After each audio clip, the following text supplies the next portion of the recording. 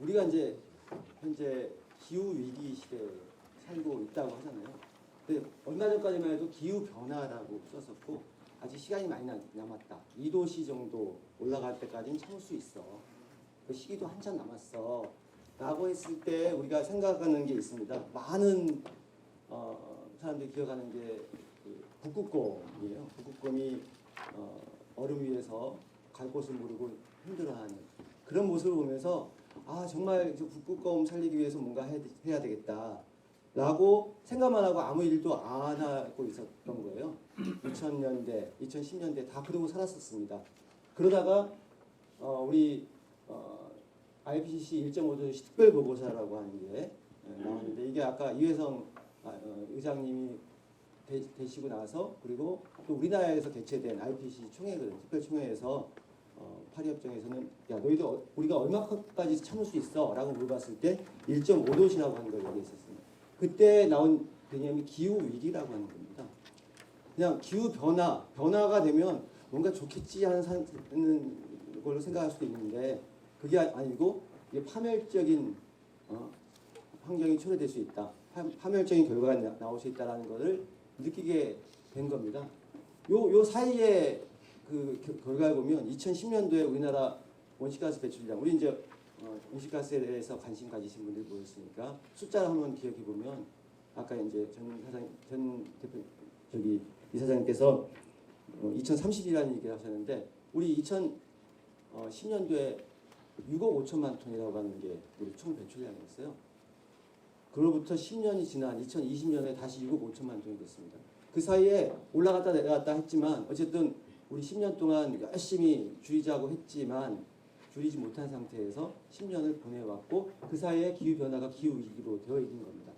이게 우리나라만의 문제가 아니고 아까 처음에 발표 나온 것처럼 어떤 나라도 줄이지 못해서 2020년에 잠깐 감축하는 것 말고는 계속해서 유지가 되었던 그 결과로 기후위기라고 하는 세상에 우리가 살고 있습니다. 이 기후위기라고 하는 사회에 살면서 과거하고 다른 일이 이제 발생하게 된 거예요. 우리 우원식 의원님께서 화를 내자고 말씀하셨던 부분인데 뭐가 나왔냐면 기후위기 아까 이제 AI6 보고서의 경우는 요약을 했기 때문에 제가 말씀 안 드리고 넘어가겠습니다. 그래서 국제사회가 어떻게 바뀌었냐면 과거에는 저기 북극곰이나 생각했던 시대에서 이게 현실적인 문제로 와 닿게 된 거예요. 뭐 표면적으로는 그런 거죠. EU 같은 데서 자기네들은 온실가스를 이제 어느 정도 줄일 수 있는 산업 구조를 가지게 되었는데 중국이나 뭐 개발도상국에서 온실가스를 많이 배출하는 형태로 제조한 물건을 EU에 수출하게 되면 자기들이 수입할 때 경쟁력이 떨어지니까 그러니까 자국 산업도 보호해야 되겠고 또 대외적으로는 국제적으로는 우리 EU는 온실가스를 줄여서 기후위기에 대응할 수 있는 좋은 나라야라고 하는 포장까지 겸해서 이런 모든 움직임이 국제무역하고 연계가 되어버렸습니다. 과거에는 일상생활과 전혀 관계가 없었는데 우원식 의원님이 말씀하신 것처럼 탄소국경조정제도라는 것이 만들어졌습니다. 여기 중간에 바이든 행정부 발의 위에 보면 수입품의 탄소 가격을 매겨서 관세로 물겠다는 겁니다. 지금 2000년대 초반까지 뭐 WTO, 가트 이런 데에서 항상했던 것이 아무런 그런 제한 조건 없이 국제적으로는 자유무역을 해야 된다라고 하는 거였는데 거기에 반해서 관세를 물리는 정책으로 돌아가는데 그게 거기에 연결고리가 온실가스 배출량이라는 부분입니다. 온실가스 배출량을 이미 많이 줄였기 때문에 이 사람들이 할 수 있는데 산업적으로도 많이 변했지만 여기 보시는 것처럼 재생에너지를 지금 30년 재생에너지가 45%또 올릴 수 있는 여지가 생겼고 그 다음에 독일 같은 경우는 2050년까지 거의 대부분을 재생에너지를 하겠다는 게 있죠. 바이든 행정부도 우리 IRA 인플레이션 감축법 이게 뭔지 궁금했지만 결과적으로 미국이 하는 거는 똑같이 온실가스를 덜 배출하는 거에다가 투자를 하겠다. 근데 투자를 하는데 대한민국이나 중국에서 수출한 거에다가 온실가스 감축 그 인센티브를 줄 수 없으니까 자국에서 생산한 것만 줄게. 라는 식으로 해서 지금 미국과 EU가 그런 무역 장벽을 펼쳐왔습니다. 그러니까 이제 우리 기업들이 또 하나가 이제 여기는 안 써있지만 아리백이라고 하는 게 있어요. 그 여러분들 많이 들어보셨겠지만 애플 같은 회사가 자기들이 아까 이제 변환진 이사장님께서 언급하신 것처럼 많은 국제적으로 많이 온실가스를 덜 배출하는 데다가 뭐 크레딧을 더 줄 거야. 은행에서 애플한테 돈 빌려줄 때 너는 온실가스 감추기 위해서 뭐 하고 있어? 라고 질문을 받았을 때 이 사람이 자기들이 감축할 수 있는 수단이 별로 없으니까 자기들한테 물건을 납품하는 회사들한테 너희들은 재생에너지로 쓴 에너지는 재생에너지만 써. 그러면 내가 납품 받아줄 거야. 라고 하는 정책을 2020년 초반부터 하기 시작했는데 이 기후위기 시대가 맞물려서 많은 기업들이 아리백에 동참을 하고 있는 겁니다. 우리나라도 삼성전자가 쓰는 에너지량이 워낙 많기 때문에 재생에너지 100%로 바꾸기는 어렵지만 그런 그 애플에 납품하기 위해서는 어쩔 수 없는 선택으로 아리백에 가입을 작년에 했습니다. 그래서 우리나라도 재생에너지를 그 기업들을 위해서라도 공급할 물량을 확보해야 되는 그런 상황이 됐습니다. 그러니까 제가 요약해서 말씀드리면 과거에는 우리하고 떨어져 있었던 일로 보였는데 이제는 이제 우리 일상생활은 아니지만 우리 여러분들이나 아니면 자식들이 이제 다녀야 되는 기업에서는 그런 피부로 느끼고 있는 겁니다. 과거에는 은행에 보냈으면 전혀 탄소 중립에 관심이 없었을 수 있는데 이제 은행에 가더라도 이런 걸 알아야 되는 그런 시대가 되었다는 겁니다. 그래서 이 시대가 이렇게 변화되어 있고요. 그 영국 같은 데는 아예 조직까지 바꿨습니다. 이제 좀 잘 안 보이는데 여기 이름이 되게 긴데 에너지 안보 넷제로고 좀 뒤에 뭐가 더 붙어 있는데 제가 풀네임은 모르겠습니다. 이게 기존에 온실가스 감축하는 부서들을 다 모아갖고 요약하자면 넷제로부라는 걸 만들었어요.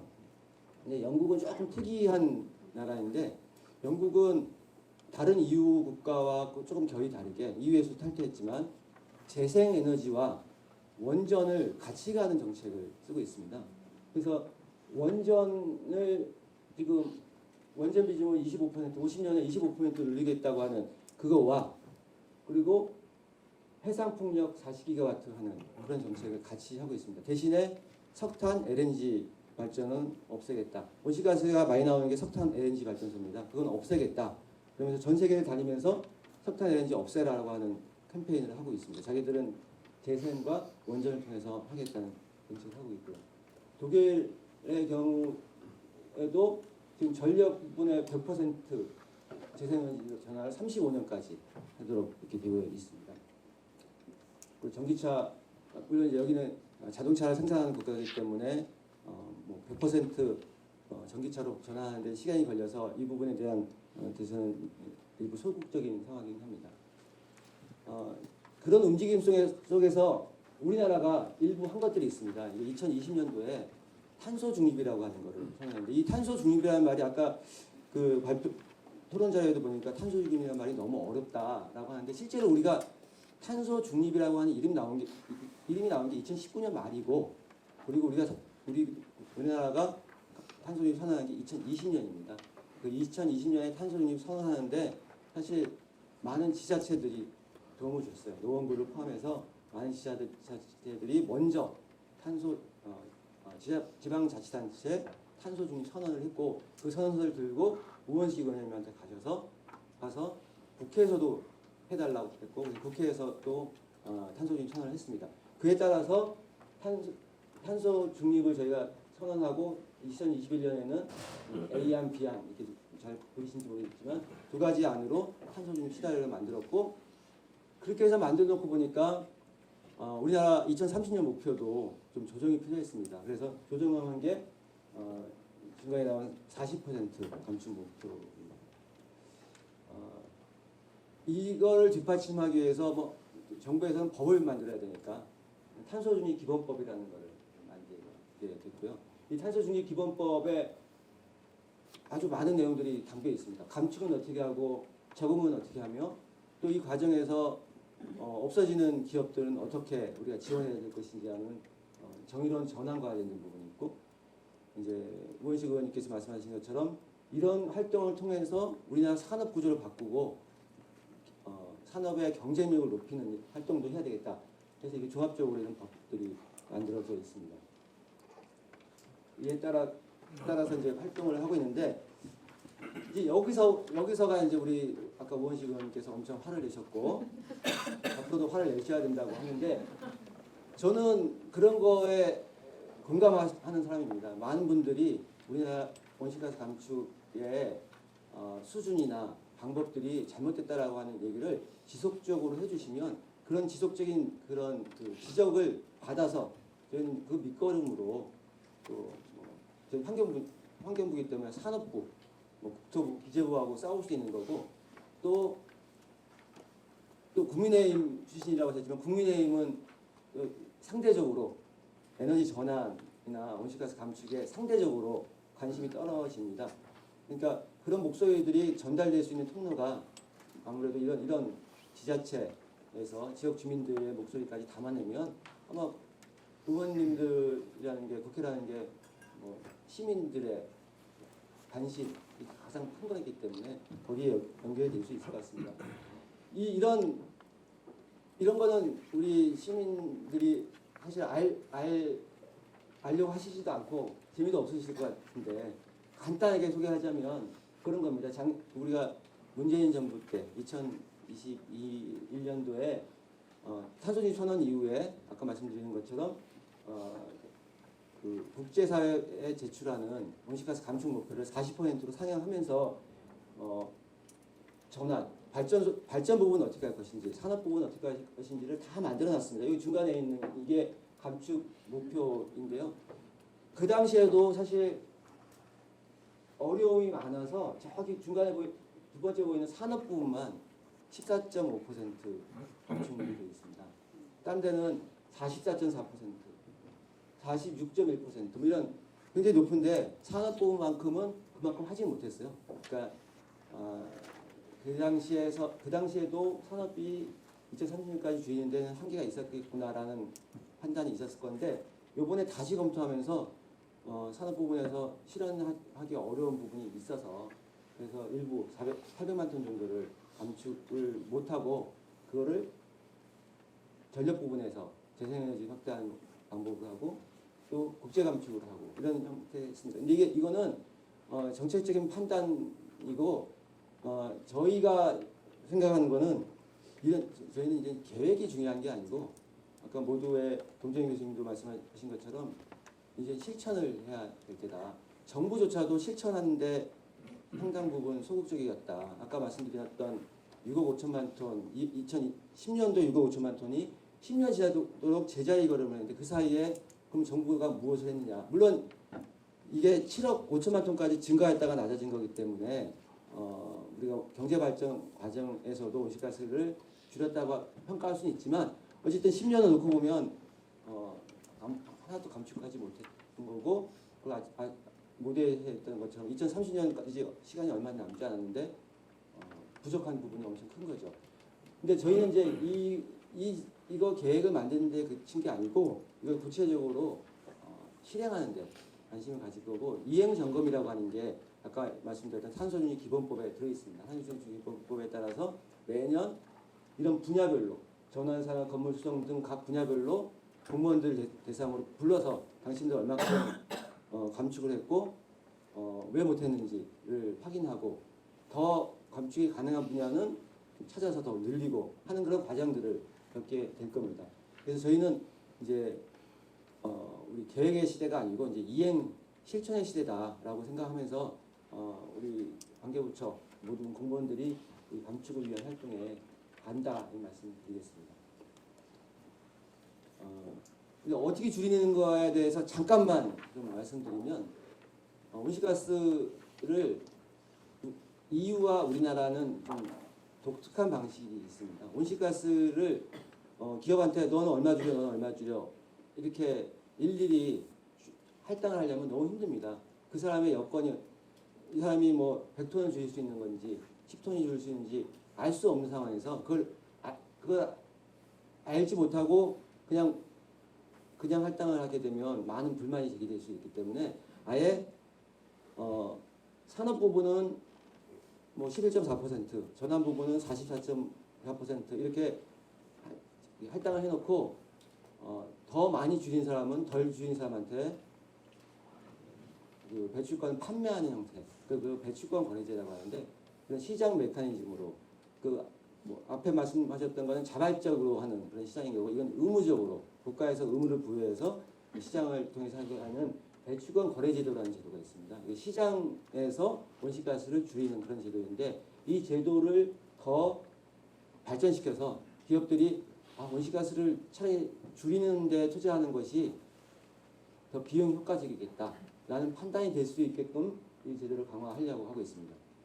그리고 수송 분야, 일단 수송 분야 발표가 있겠지만 수송 분야는 제일 쉬운 방법은 자동차를 덜 타는 겁니다.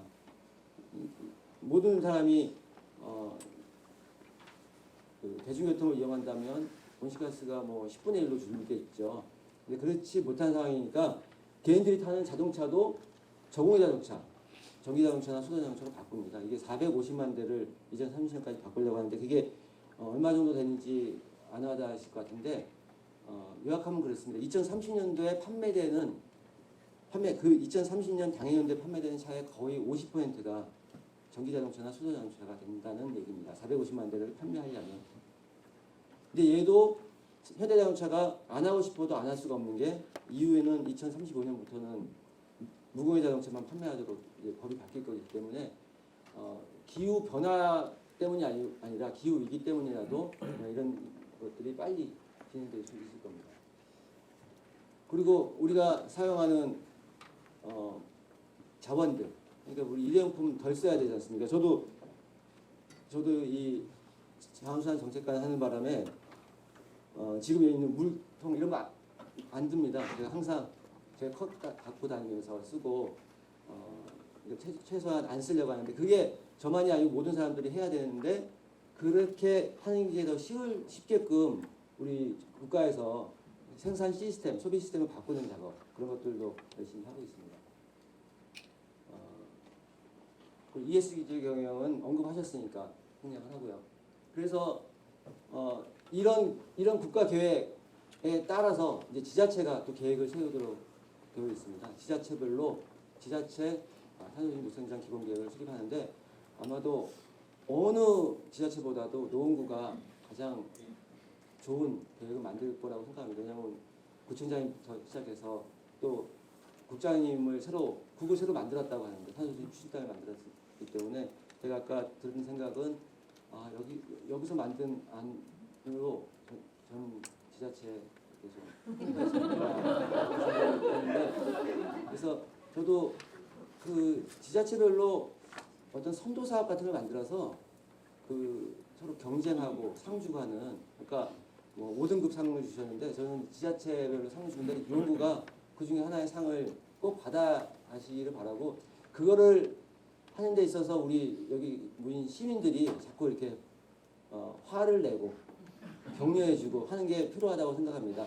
여러분들은 노원구 얘기하는 거고 아까 의원님은 저도 어제 비싼 얘기를 어제 법안 심사를 하면서 마주 앉아서 듣고 있었습니다. 의원님이 저희 차관님하고 저한테 그런 정신머리로 어떻게 탄소중립을 하겠느냐라고 하시는데 제가 마음속으로 그랬어요. 그렇게 계속 말씀해 주시라. 그럼 제가 그걸 들고 다니면서 산업부에 그리고 국민의힘에 또 민주당 다른 분들한테 가서 우리 여러분들이 그런 요구가 있다라는 얘기를 하려고 합니다.